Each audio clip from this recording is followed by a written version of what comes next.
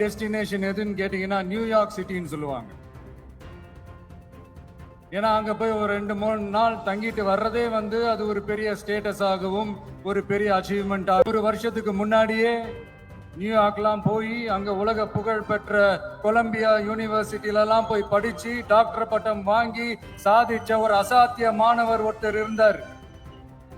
அது கூட பெருசு இல்ல, அவர் எந்த சூழ்நிலையில அங்க போய் படிச்சு சாதிச்சாருன்றதான் மிகப்பெரிய விஷயம்.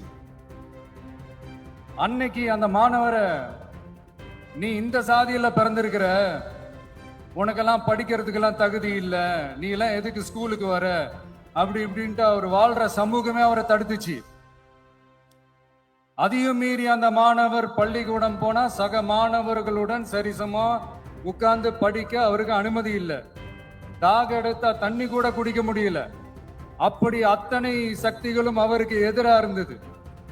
ஆனா ஒரே ஒரு சக்தி மட்டும்தான், நீ படி, எத்தனை தடைகள் வந்தாலும் படி, தொடர்ந்து படி அப்படின்னு சொல்லிக்கிட்டே இருந்தது.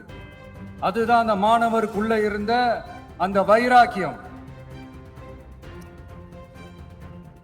அந்த சின்ன வயசுல அந்த மாணவருக்குள்ள எப்படி அப்படி ஒரு வைராக்கியம் வந்துச்சு நினைச்சு பார்க்கும்போது உண்மையிலே பிரமிப்பாதான் இருந்துச்சு.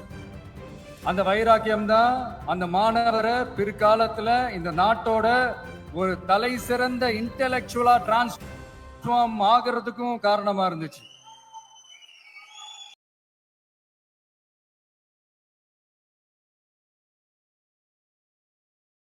உலக வரலாற்றிலே இப்படி ஒரு டிரான்ஸ்ஃபர்மேஷனை யாரும் பார்த்திருக்க மாட்டாங்க. அந்த மாணவர் வேற யாரும் இல்ல, நம்மளுடைய அண்ணல் அம்பேத்கர் அவர்கள் தான்.